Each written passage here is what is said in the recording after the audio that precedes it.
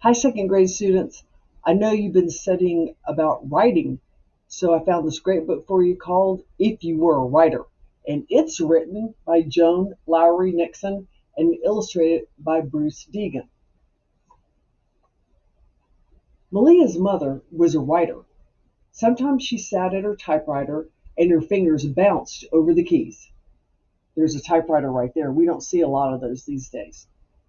Sometimes she stared at the paper in the typewriter and sat so still that Malia thought she was a fairy-like princess under an evil spell. "I'd like to be a writer too," Malia told her mother. "Then I could work with a typewriter the way that you do." Mother shook her head. "A writer doesn't just work with a typewriter. A writer works with words. If you were a writer, you would think of words that make pictures." Malia stroked the sleeve of her mother's silky blouse, and the words slippery, slithery, and soft slid into her mind. Uncle John, with a whiskery mustache, opened the front door and called, "Where is everybody?" Malia ran to hug him, and the words bristly and bushy bounced into her thoughts. "Grandma asked me to deliver an apple pie. It's still hot from the oven." Malia took a deep breath. The pie's fragrance turned into the words spicy, sweet, and sour. "Don't you just want to taste?" Uncle John whispered. "I think we should try it." They each took a bite, and Malia thought of the words tangy and tart. Uncle John went to talk to Malia's mother, who was still staring at the page in her typewriter. "She's under a spell," Malia told him. "It's not a bad kind of spell," Mother said. "It's just called thinking of what to write next." "When do you get out of the spell?" Malia asked. "When the right words come."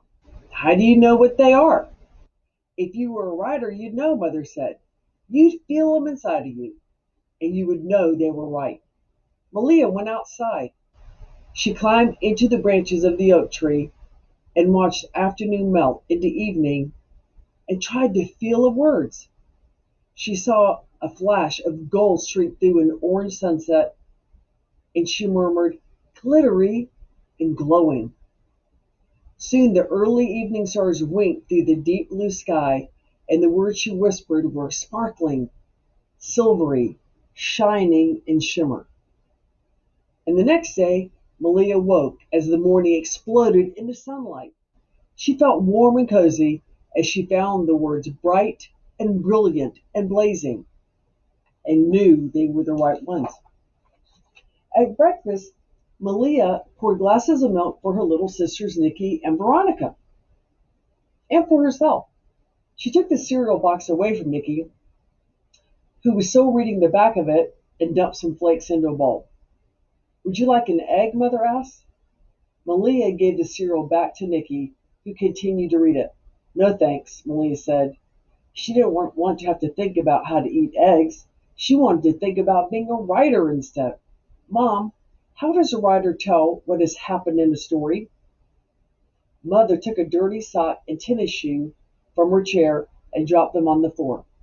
She sat down and said, "If you were a writer, you wouldn't tell about what happened in a story. You think of words that show what is happening. You'd use words that let people see what you see. The characters in your stories wouldn't just walk. They might stomp, or they might stamp their feet." Nikki looked up and said, "Yeah, or they could stumble, or they could swagger, or they could tiptoe or trip," Malia suggested. "Or they could tumble and twirl," Nikki shouted. Veronica laughed and bounced in the chair until she spilled her glass of milk. Mother hurried to find a towel. Malia giggled and said, "And when they were tired, they could droop and drop." "And then what?" Nikki asked. Malia thought hard until she reached the words that would show what was happening. "Then they would slip between the sheets to snore and sleep," she said. After school, Malia sat with her mother on the porch swing and watched a large black bee try to squirm inside a quivering honeysuckle blossom. "Where does a writer get ideas?"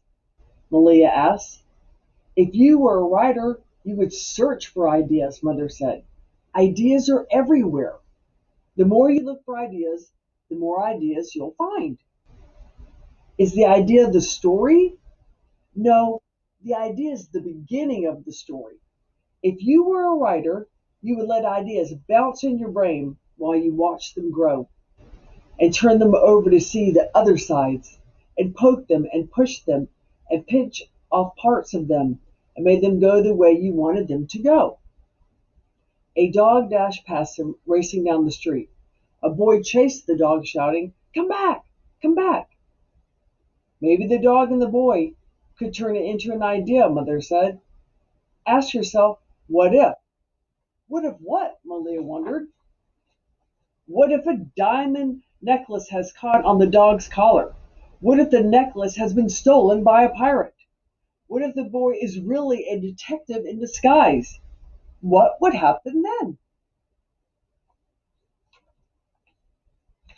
Malia thought about all the what ifs.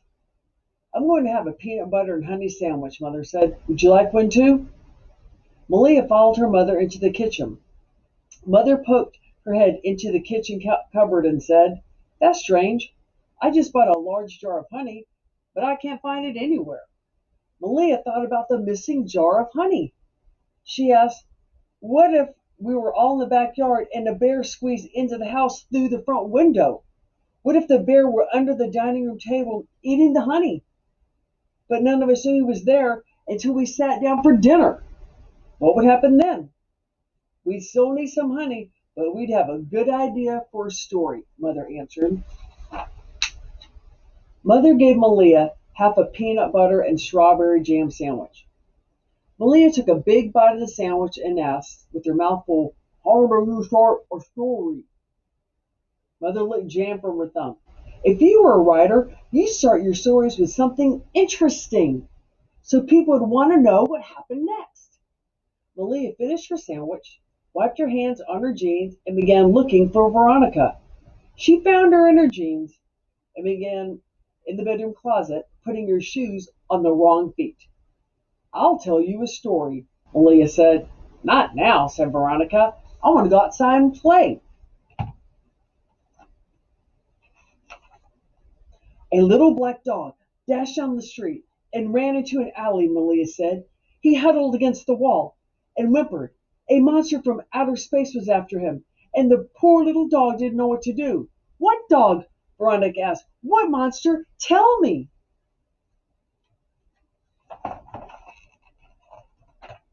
Later, Malia said.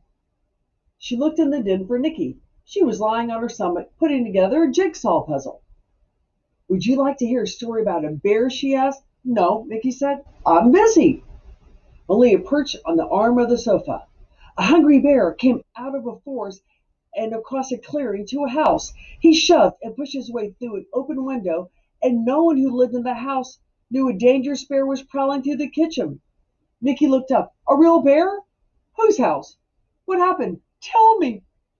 Later, Malia said, when I know the rest of the story. The doorbell rang.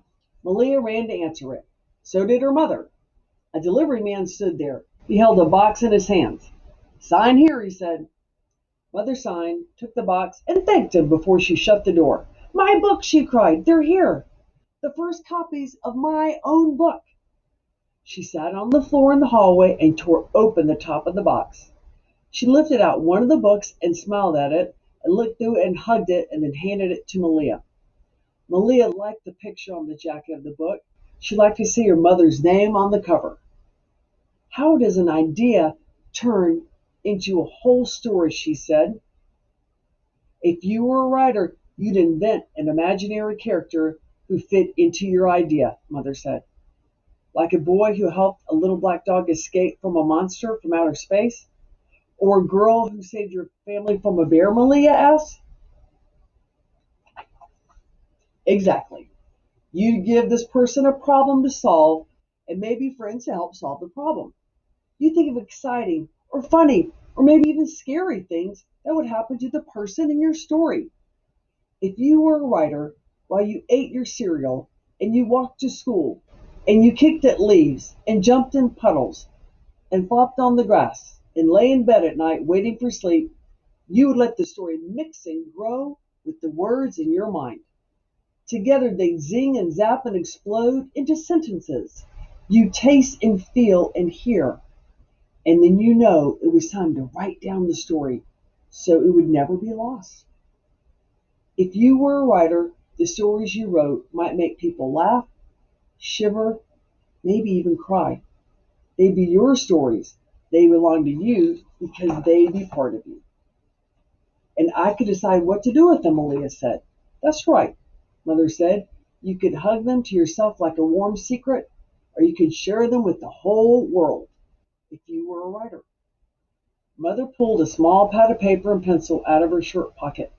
At the top of the first page, she printed a story by Malia. She smiled and gave the pad and pencil to Malia. I think you are a writer, she said. Malia crawled over the box of books to hug her mother. Oh, yes, she answered, I am. And so are y'all second graders. You guys are writers too. And listen to your teachers because they're going to give you some great tips on becoming great writers.